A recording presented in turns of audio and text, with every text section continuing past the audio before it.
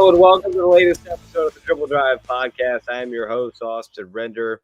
We're in episode 22, about to toss it to a conversation with Big Ten Network's Meghan McKeown. I had a whole preview recorded, lined up. We're going to talk about some exhibition games, had some power issues and some recording issues. And it's a long enough conversation with Meghan McKeown anyway that we're just going to go ahead and jump right into it.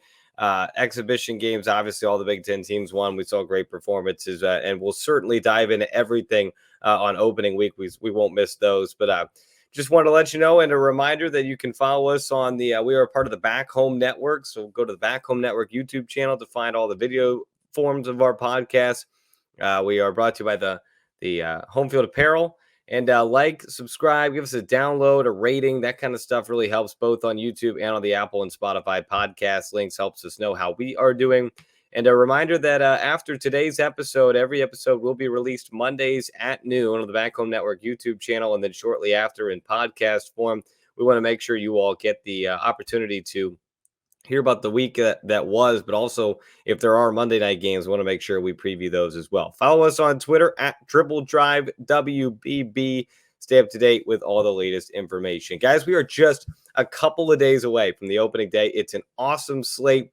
So I want to make sure we go ahead and just jump into this Meghan McKeown conversation. It's a really good one. Hope you guys enjoy it. Let's go to that conversation now. And it's time to bring in our guest for today's show. She, I guess, works for the Big Ten Network, Meghan, but you're working all over the place. I just saw you've got a new podcast called Got Next. And we appreciate Meghan McKeown for joining us on the show today.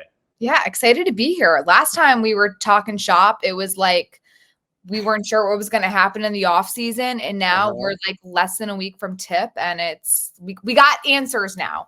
Yes, we've gotten eyes on some teams and exhibition games and practices and midnight madnesses or whatever you want to call them at this point now. And so we have a little bit better guess of what we might see here coming up. We are releasing this episode a little early because we wanted people to have a chance to listen to this before opening day. We put a call out for some listener questions. We will get to some of those as we go. But I want to start, Meghan, as we go through this first week. Day one's loaded. November 4th, Monday, is a loaded slate in the Big Ten Conference. We've talked about this conference becoming nationwide. It's now going international because both USC and UCLA will be in Paris. I think we should start there. What do you expect to see from the two LA schools as they get some real stern tests on opening day?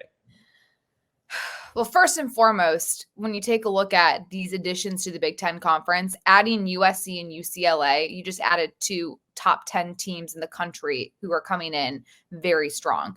UCLA, I actually called their NCAA tournament games 2 seasons ago, and they very much have almost the same roster with the absence, of course, of Charisma Osborne, who went to the WNBA. But Kiki Rice, Lauren Betts is back, 6'7". Great footwork, strong down in the post. They're a team I'm really excited to see, and a team that can play inside out. They're strong, they're solid, they move the ball well, they cut hard, all of the little things that you love about basketball, UCLA embodies. And then USC, when one superstar from the Big Ten, Caitlin Clark, exits, another superstar in women's basketball, Juju Watkins, enters the chat. Juju, probably outside of Paige Beckers, 1 and 2, the most well-known names in women's basketball right now. Juju's game is so smooth. Like the way she plays with like the ball in her hand, she handles it like a yo-yo. To get a transfer from Stanford and Kiki Ariafen, who is just her WNBA comparison, as my pal Zora Stevenson and I like to say, is Asia Wilson. Ooh. So like that is quite the comparison to make. Just somebody who can play anywhere on the floor. She can get you a rebound. She can make a play.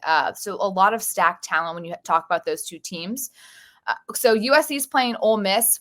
Going to be a top 20 matchup. USC is ranked preseason number 3 in the nation. Ole Miss 20th. That's going to be a lot of fun, a really good test. It's hard to talk about these like first matchups because everything is still so new. USC added a lot of new talent through the transfer portal, freshmen coming in. They have 3 McDonald's All-Americans that are studs and will likely get some playing time this year.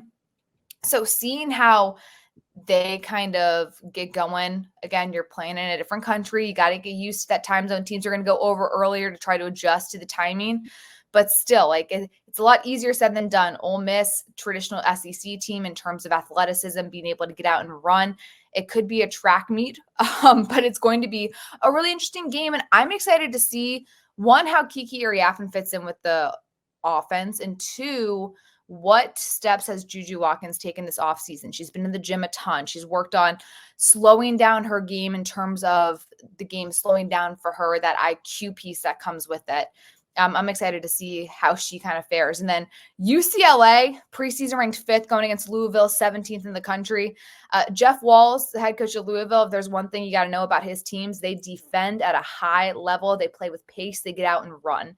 UCLA, another team that's going to have to try to keep up, try to get that pace of play on their side. And I'm excited to see how all this kind of plays out. But I got to wonder how long that flight is from LA to Paris, because I'm thinking like New York, it's like a long flight, but from LA, Paris, that's got to be like 11, 12 hours. So they're going to have to deal with some of that travel, which is actually a good precursor to the Big Ten travel they're going to have to be doing all conference season. Yeah, and the best part of these Paris games is that it means that on opening day, we get it feels like an NCAA tournament type of opening day where we get basketball at noon and it just goes the entire day. And it's going to be terrific. Those are obviously the two headliners, Megan. One, I want to talk about Michigan.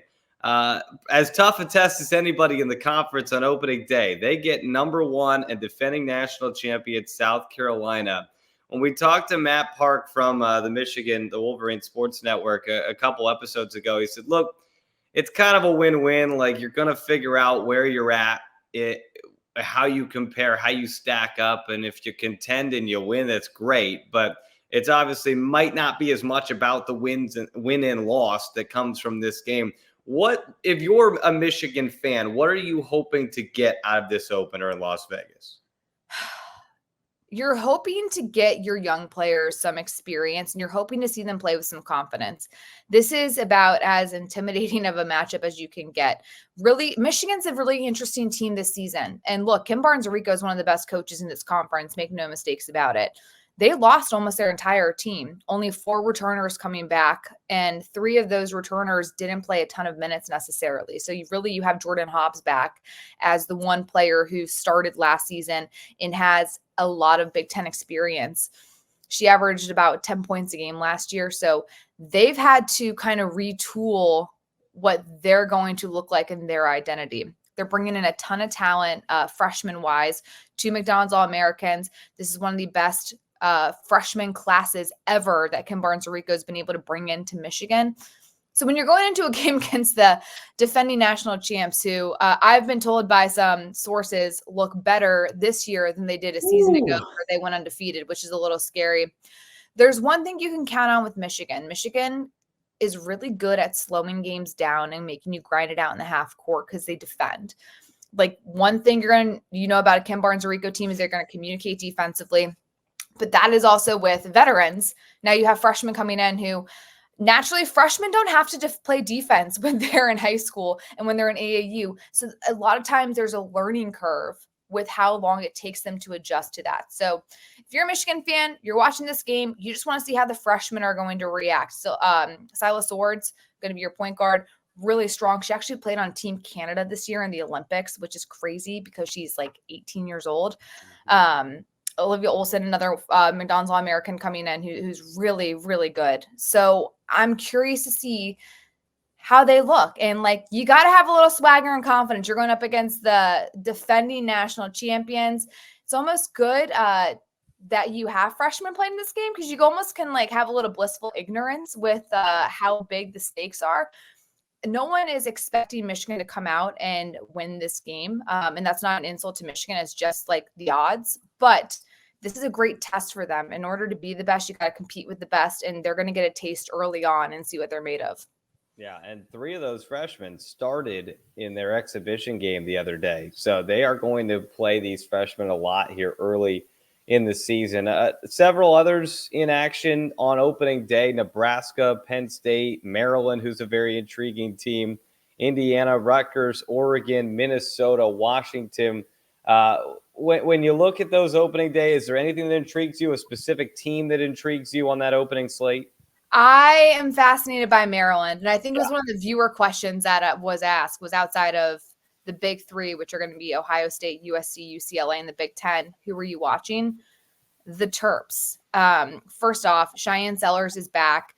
We're in a rare era of college basketball where most players aren't at the same school for 4 years. And Cheyenne Sellers is one of those players who has stayed at Maryland through it all. She's a leader on this team. I was talking to her at Big Ten Media Day, and she was telling me this might be the best team she has been on since arriving at Maryland because they went into the transfer portal. They were able to get some really big names. Big Ten fans are going to be familiar with the name Kayleen Smichael, who was at Rutgers, a stud guard who can just create her own shot, all of those things that you need. Sarate Biasu, who's a VCU transfer, is a guard for them. She was the A-10 player of the year, averaged more than 15 a game. Sailor Poffenbarger from Arkansas, another forward transfer. She averaged a double-double in the SEC. Mir McLean, who averaged nearly 11 at UVA. She missed last season with an injury, but still, like, they have so many good players coming in. Christina Dowsey, who was at Villanova, who's one of my favorite players of games I called last season. She was the Big East Coast co-defensive player of the year. And she's so physical down low in the paint. She can get you a rebound. She extends possession. She dives on the floor for loose balls. So I'm really excited to see how Maryland performs. That is a team last year that many will say underperformed. Just because we're so used to seeing Maryland at the top of the Big Ten. They finished 8th in the league. Still were able to make the NCAA tournament. But this is a team from the get-go. Make no mistakes. Maryland is going to be a top 4 team in the Big Ten. Yeah, I found it interesting that Maryland, as many unknowns as there is about the Terrapins, that they did get that number 4 spot in the preseason polls, because there are some teams in Nebraska and Illinois who we will get to, because Illinois has some big matchups opening week. Those two teams have a lot back. Nebraska opens at home against Omaha. Alexis Markowski, Natalie Potts probably going to be the stars on this year's Nebraska team. 100%. And Alexis Markowski, I was joking with her when I saw her. I was like, how are you still here? Like, but it's because she was so good her freshman year, Big Ten freshman of the year, that but she's only a junior, right? She's a senior now, finally. She's a senior now? Okay. Yeah. I'm like, how are you still here? We're laughing at her. I know. But as someone who freshman year kind of came on the scene, had a huge year. Sophomore year, I wouldn't call it a slump, but it wasn't necessarily as dominant as her first year was. Last year, great season, averaged nearly like 16 a game, really established herself as one of the premier post players in the Big Ten. I love her game because 1, she can shoot 3, and 2, she can play down low, back to the basket, finish everywhere. She's got that good footwork. She's more of that traditional Big Ten post player that we think of in terms of that traditional 5 player versus positionless basketball that we're starting to see kind of everywhere. They get Allison Widener back, who missed last season with a knee injury. She was a starter last year before going out. That's going to be huge for them. And they had Britt Prince in, who's a freshman, one of the highly touted freshmen in the country coming in to Lincoln. So this is a team, keep in mind, from a year ago who, yes, they lose Jazz Shelley. They lose Darian White. Annika Stewart actually transferred to Minnesota, who had coming off the bench and knocked down some big threes. Maddie Kroll's gone. But still, it's a team that went to the Big Ten tournament championship game, took Iowa down to the wire, beat Iowa in the regular season, by the way, went to the NCAA tournament. Their core is back. They have a lot of experience with that group that went to the NCAA tournament and made that run deep at the end of the season. So they're going to have that advantage starting out the season. Yeah, they are an extremely intriguing team, this Nebraska squad. Let's expand a little bit out from opening day and look at opening week. Illinois has a big week ahead. They take on Florida State on Thursday, and then they get Marquette on Sunday. Now, both games are at the State Farm Center in Champaign, but a tough opening slate for Illinois, but a team that I think has high expectations in the Big Ten. I'm really excited to see this team. I'm laughing because, again, like almost the same starting 5 from last year. They had Camille Hobby last year, but 2 seasons ago, Brenshoop Hill actually was in the starting 5, and she's back again. So, like, Illinois doesn't drop off. McIver Cook's back. Genesis Bryant's back. Adalia McKenzie's back. So their big three back, Kendall Bostic as well. To put that into perspective, 4 of 5 starters return and they all average double figures. So they have that experience, first off. Second off, Illinois was interesting last season. Shauna Green, in her first year, which would have been 2 years ago, comes in on the scene. Illinois had been abysmal in the Big Ten. Like when you look at the Big Ten conference, every single team was stoked when they got to play Illinois twice because that meant 2 W's for them. Yep. Then Shauna Green comes in and all of a sudden Illinois is an NCAA tournament team. She's one of the great coaches out there and like one of my personal favorite people, but she did an excellent job getting things turned around quickly. And that's because she was able to utilize the transfer portal, get Makaira Cook in, get Genesis Bryan in. So they had this big year first year. Big Ten wasn't really ready for them. They caught a lot of people off guard. In year 2, which is last season, people were ready for them. They underperformed, didn't make the NCAA tournament. However, they did make the inaugural WBIT, won the whole entire thing, which gave them a lot of confidence into this year. I'm expecting Illinois to be excellent this season. Not only do you return your core 4, they add Barry Wallace, who was a McDonald's All-American freshman coming in. They add Jasmine Brown Hager, who was the former number 1 player in the state of Illinois out of high school, who's transferring in from Mississippi State. Didn't necessarily put up big numbers there, but if there's one thing we've learned, Shauna Green can take anybody and mold them into her system as long as they're willing to play hard. So I'm excited to see what comes from this group.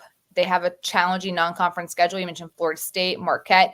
They play Oregon State and Kentucky in an MTE later on in November. They're going to be battle tested, headed into Big Ten play. Illinois is going to be a team, I think, that can finish in the top 6 easily. Yeah, there's no doubt they'll have number 19 Florida State Thursday at 7 o'clock on Big Ten Plus, and then Marquette November 10th. That's Sunday at 8 o'clock on the Big Ten Network. Defending Big Ten tournament titles or winners and the defending national runner-ups, Iowa, going to look a lot different this year. Their marquee game to start the opening week is a non-conference neutral site game against Virginia Tech in Charlotte. This was obviously an extremely touted game last season when you had all the stars in that matchup. It's a little different looking for both sides, but Iowa going out, playing a team away from home early in the season will be an interesting test for a completely new look Iowa team. And it's also crazy because Virginia Tech, by the way, also looks completely different. Yep. Kenny Brooks in the offseason, one of the biggest coaching changes, goes to Kentucky. Megan Duffy from Marquette takes the Virginia Tech job. That team's going to look different. Obviously, Iowa. Jan Jensen takes over as Lisa Bluter announces her retirement this offseason. Caitlin Clark's killing it in the WNBA, as is Kate Martin. Gabby Marshall's no longer there. Iowa was a team that had the same starting 5 for at least 2 years every single season. Like, it was crazy the run they had going to back-to-back national championships. It was so much fun to watch, just as a Big Ten fan, as a basketball fan in general. They look different. New head coach Jan Jensen. Hannah Stolke is back, and she's now, as a junior, going to be in a leadership position. And someone who is incredible player, dropped 49 against Penn State last season, but also someone who is really shy and hasn't necessarily had to be a vocal leader. In this offseason, she's now become the most experienced player on her roster at Iowa. So she's had to step into that leadership role a little more. I was talking to her about it at Media Day. She feels like she's done a nice job embracing it. And I'm excited to see how she continues to evolve into an upperclassman. Sydney Falter is back on that team. If you remember last season, Molly Davis got hurt kind of late in the conference play, and they were hoping they'd get her back at some point, but she was unfortunately never able to return. Sydney Falter came into the starting lineup and crushed it for Iowa. She does all the little things you want, dives on the floor for loose balls, sets great screens, gets rebounds, boxes out. And then the big headline is adding Lucy Olsen, who was the number 3 scorer in the nation last season. I believe it was more than 23 a game at Villanova. I'm curious to see how Lucy Olsen adjust to Big Ten defenders. Nothing against the Big East, but it's not nearly as physical, fast, or tempo, any of those types of adjectives you want to throw in as the Big Ten is. Like in the Big Ten, you have really quick perimeter defenders who can stay in front of you. And then the help side comes over. There's great communication. Lucy Olson is an excellent scorer. I'm excited to see how she adjusts and what adjustments she makes to the bigger guards that are going to be defending her in the Big Ten. It's going to be interesting. I imagine you're going to see a lot of the same with Iowa. They're going to get out and run. They're going to play fast. They're going to shoot a lot of threes. But we will just not know until we see, because it's going to be a very different makeup of what we've been so accustomed to seeing with the Hawkeyes. And just want to mention, because we did talk Maryland. Maryland has a big one on Sunday as well, as they host number 11 Duke, one of the favorites in the ACC. That is an afternoon game on FS1. One of the games that you'll be involved with on FS1 is Notre Dame at Purdue on Sunday the 10th. There's also Baylor at Oregon that night on Big Ten Network. Obviously, both Big Ten teams will be at home in Purdue and Oregon, both probably heavy underdogs. What are the chances those two teams have to try and shock a top 12 team on opening day or opening week? Well, there's always a chance, right? Because just like the teams that are favored in these matchups, it's one of their first games too. And everyone, the first week or two, are trying to figure out lineups, who can handle what. You're figuring out, like, as a coach, like little things like toughness, like, are you going to get fussy with the refs? Are you going to be able to handle if you went 0 for 8 to start out the game? You got, things like that. So that's a positive. Purdue is going to be interesting. They lost a lot from last year, nearly every starter. So they returned Rashonda Jones and Sophie Swanson, who both averaged more than 7 a game. Bring in some new pieces, some transfers. But, talking to Katie Gerald, there's one thing she can do. It's get her team to play hard. And that's all you can ask for. And in talking to her at Big Ten Media Day, she was like, at least we play hard. We're not going to give up in any games. So it just takes time when you have, one, a young team, but two, you add in so many transfers just to get that chemistry going. You got to get reps and time on the floor together. And playing a team like Notre Dame, who's a top 10 team in college basketball this season, as one of your first games, is going to be tough. But also, it's an excellent opportunity to see what you're made of as well. So that's going to be interesting. Oregon and Baylor, it is opening up that opening week as well. They have a lot of transfers in. Oregon, don't forget, Oregon was in the Final Four in 2019. So not too long ago were we seeing what's now another Big Ten team in the Final Four. They add Deja Kelly from North Carolina, who was the leading scorer last season for the Tar Heels. Just a solid guard that can score anywhere on the floor. She's really smart. She's shifty. She can create her own shot. She's somebody that will play in the WNBA likely. They also have a 6'8" player in Philomena Che, who is just good luck boxing her out. So Oregon has some really nice pieces. They lost a lot in the portal, but also were able to add in some players. Alexia Whitfield from UC Santa Barbara, who averaged 15 there. It's going to be nice for them to get on the floor. Kelly Graves knows what he's doing. He's one of the great coaches in women's basketball. So, again, you just got to figure out what you're made of. Yeah, it is a loaded slate with, we mentioned the ranked versus ranked matchup, 3 of them, 2 on opening day, and then Duke, Maryland as well, and then several other Big Ten teams playing top 25 teams at home. Illinois, Oregon, and Purdue all hosting top 25 teams on opening week. It will be interesting to see if anybody can pull those upsets. We put a call out for some fan questions on Twitter, and you mentioned this first one from Adrian Curry that said, is there a surprise team that could factor in the conference race beside the top 3, USC, UCLA, Ohio State? I don't know, Megan, if you had this issue when you were putting together your rankings for this conference, but after 3, it was just a jumble. I felt like that meme from, I think it's Always Sunny in Philadelphia, where the guy's like putting the stuff on the board and trying to figure out where you're going to rank everybody. Because once you get those first 3, I think everybody was kind of in consensus. That's the top 3. It became tough after that. So what's the team in that 4 through even 8, 9, 10 range that could be someone who maybe we don't see coming to compete for the title? We haven't even talked about Indiana yet, No. which is crazy. A team coming off a trip to the Sweet 16, obviously losing 2 huge pieces in Sarah Scalia and Mackenzie Holmes, but still getting back Sydney Parrish, Arden Garzone, and Chloe Moore McNeil. Adding in Shea Chesky, who was a great get for them out of the portal, just a pure shooter. Shifty guard who has experience from playing at Penn State in the Big Ten. I also love that Indiana, by the way, I believe is opening their Big Ten season at Penn State, which the humor in that is not lost on me, with Chesky being there. Then adding Caroline Strickland from Tennessee, obviously a big get as well for the Hoosiers. Again, going to take some time. I know you've been able to see them, and you've mentioned how good some of the younger players look as well in practices early on. So that's someone I'm looking forward to seeing, or, the continued development of the freshmen becoming sophomores, especially getting a little bit of time at the end of last season. Maryland, I'm high on Maryland. Like, I think, honestly, Ohio State and Maryland might be competing for that 2-3 spot in the league. We talk about on the men's side, death taxes, Tom Izzo in March. On the women's side, it's death taxes, Brenda Freeze in March. Yep. They're going to be really good. Illinois, we've touched on, but they just have experience, which in this day and age with NIL and the portal being set up the way it is, not many teams have experience. And that's because with each other, that is. Yes. It's just not happening anymore. So it's a huge advantage when teams can get that.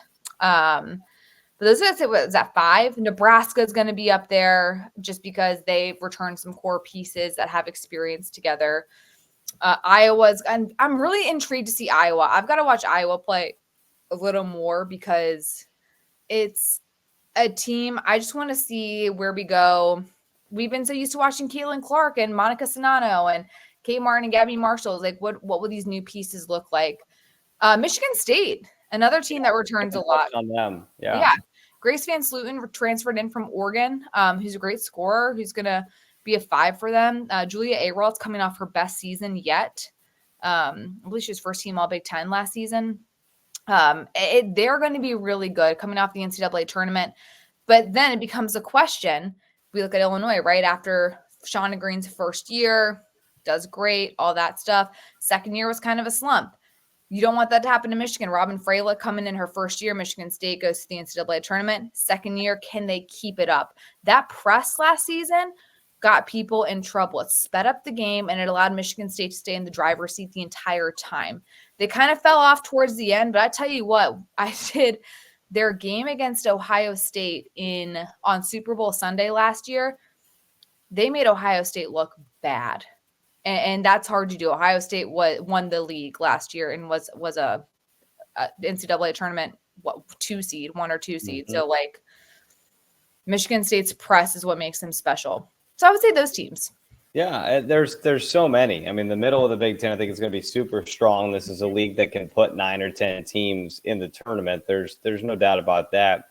Talking about some specific players, the legend of Bubba asks, which duo of teammates will have the biggest impact on their respective teams? I mean, my answer is the obvious one of Juju Watkins and Kiki Iriafen. I know you talked about on your podcast, which everyone should go listen to, Got Next, how good their pick and roll is going to be. But outside of those two, because they're obviously 2 of the top first team All Big Ten players, is there another duo that stands out to you as could be a duo that lifts their team? Well, obviously Kiki Rice and Lauren Betts at UCLA. Going to be another kind of pick and roll wild time out there in Westwood. It's a really good question. In terms of just like guards with experience, first off, you got to look at Illinois. And I think you can kind of, I would say a trio in Genesis Bryant, Makira Cook, and Adalia McKenzie. Like those 3, kind of your big 3 that are going to be really impactful. Cheyenne Sellers, Bree McDaniel's also back at Maryland. She had a great season last year. She's a really good defender, just does all the little things. She's one of my favorite players to talk to in the Big Ten, just like great kid, loves basketball, loves her team. Those 2 are going to be really important for Maryland's success. This is a good question. I'll throw one off the beaten path here for Wisconsin, Ronnie Porter and Sarah Williams. Yeah, I love that. Maybe the tallest combo in the Big Ten there, but they were big last year in a big improvement for Wisconsin. Wisconsin's also going to be interesting. Sarah Williams is coming in as the reigning defensive player of the year in the Big Ten. Yep. Ronnie Porter, I think like at one point last year, led the Big Ten in offensive rebounding, and she's 5'4", and that's being generous. Like she's smaller than 5'4". Yeah. Another just like great feel good story. Like didn't have any offers out of high school and just like loved Wisconsin. And now she's come on and she's become like a pretty good Big Ten player. Yeah.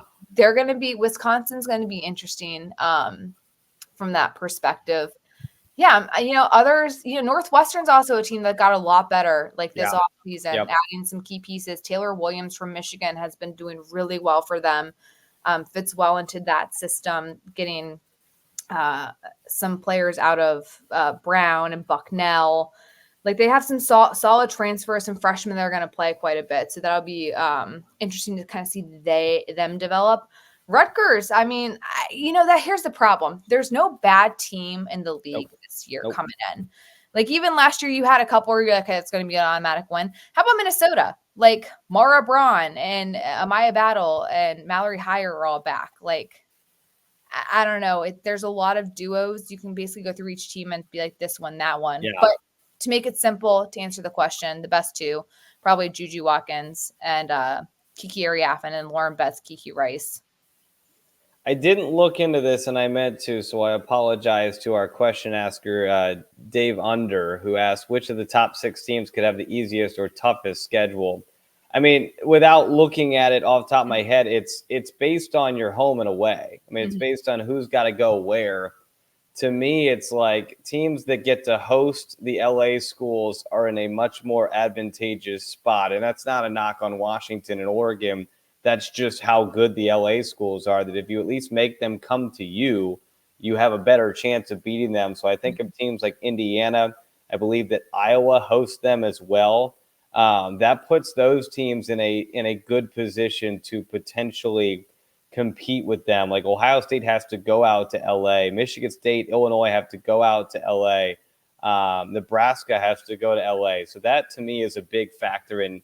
And again, we know nothing about these teams, so we could be totally wrong. It's hard to predict easy and hard schedules in October, November, but that would be my initial thought on that. I co-sign that thought. And keep in mind, you play 18 games in the Big Ten, which coaches don't necessarily love because you're playing kind of a condensed schedule. Because of TV, which, it's our fault, Austin. It's always, I will direct all complaints to you when I hear that stuff. Yeah, or direct complaints to me. You're playing every night. You're playing every single night. It used to be back when I played in the Big Ten, it was a Thursday, Sunday schedule and I think we played 16 conference games back then too. Yeah. But now you're playing 18, you're playing 2, I call it fake conference play. You're playing 1 or 2 games in early December, which I personally don't love. I love it from my job perspective because I get to call conference games, but from like a coaching or a player perspective, it's hard to switch from non-conference mode to conference mode back to non-conference mode. And then you have that real Big Ten play that starts the weekend of December 27th. So schedule wise though, with 18 games, so everybody's going to play each other once, and then that team that's considered your rival, you'll end up playing twice, 1 home and 1 away. So to your point, I want to know, I don't know if I can answer that question yet because how travel is truly going to affect these teams. Yep. Yes, they're chartering, huge, but like it doesn't matter if you got a private plane and a masseuse and all the snacks in the world, like you're still up in the air and you're still flying at 2 a.m. across multiple time zones. Yep.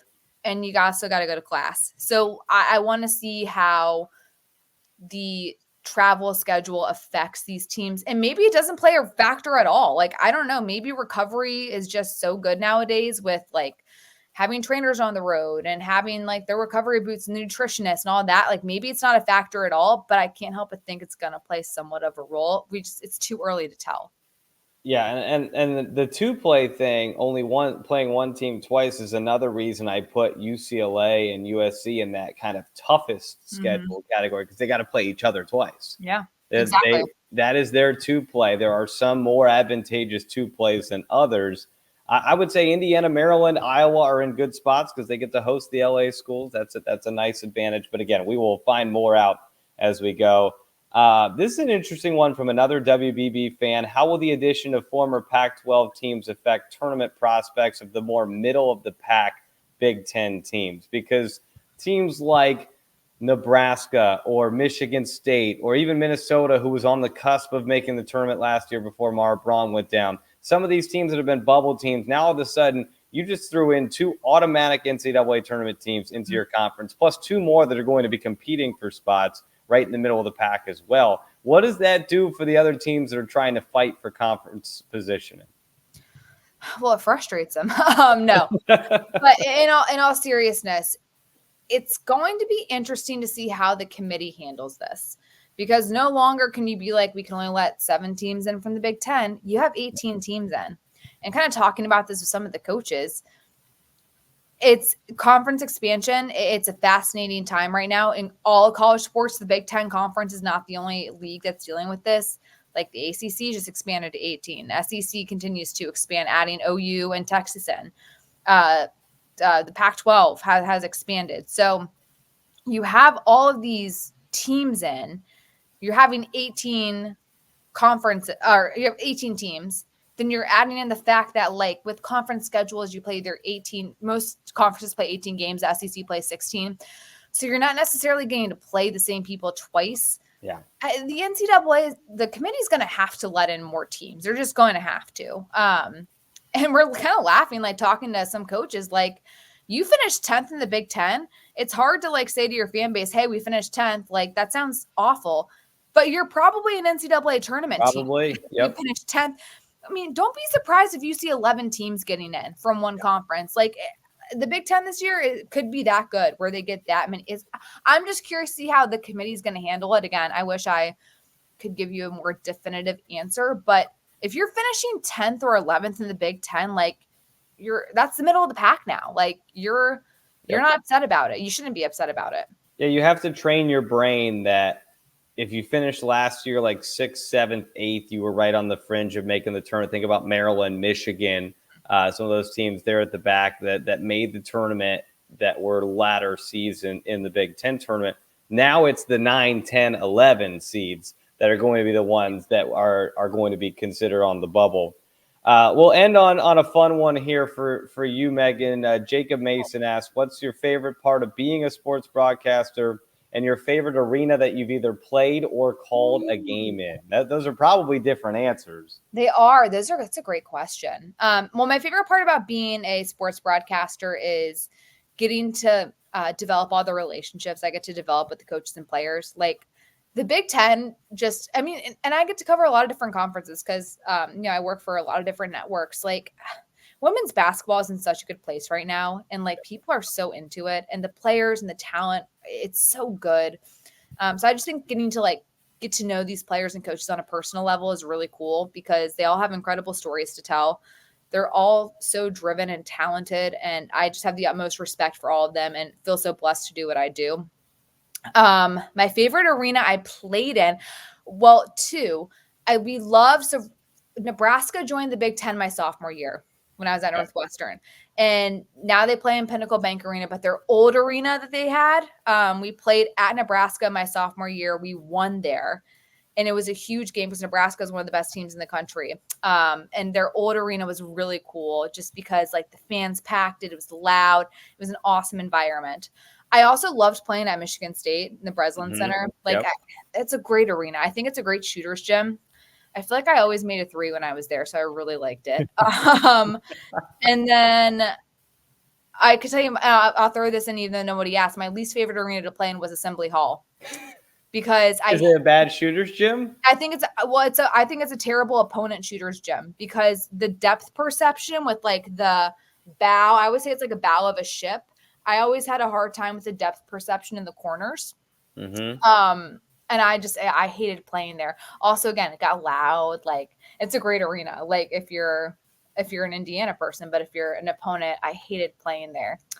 And then my favorite place to call a game, I love calling games at Assembly Hall, by the way. Like, that's one of my favorite places to go. Great atmosphere. It's got to be Carver Hawkeye now. Yeah, it's Carver Hawkeye. Yeah. And that's because, look, when I started doing this, like, I came in Caitlin Clark's freshman year. So I called a lot of Caitlin Clark games at Iowa at Carver Hawkeye. And, like, in her senior year, we would have to leave, like, early to get to the game because traffic would be so bad beforehand. Like, normally get to the game about, like, 90 minutes before tip or 2 hours. We'd have to, like, leave 3 hours before tip to make sure we're able to get to our spots on time. But that's a great arena too. Like, I mean, it is anywhere in the Big Ten, but it gets loud. That place, and those fans are good too. It's Good fans. just really good fans that understand the game, know when their team needs a lift, know when the opponent's kind of down and they can get on them with a lot of noise. They understand the game very well. Well, thanks, Meghan, for joining us. We appreciate it. Go listen to Meghan's Got Next podcast. Where can you find that, Meghan? You can find it anywhere you get your podcast, Spotify, Apple, and then, of course, on YouTube. And go check out the links in the bios on all the social media pages. Absolutely. The studio is fantastic. So the YouTube version is good to see that as well. You and Zora Stevenson hosting that podcast. So, Meghan, thanks for joining us. We'll try and check in with you at some point if you can ever make time during the very busy season you've got. But appreciate you spending some time with us. Thanks, Austin. Always good chatting. That'll wrap up this episode. The next time we talk to you all, we'll be recapping actual games that happened in the Big Ten Conference, which is so exciting. Thank you for joining us. We'll talk to you guys next Monday.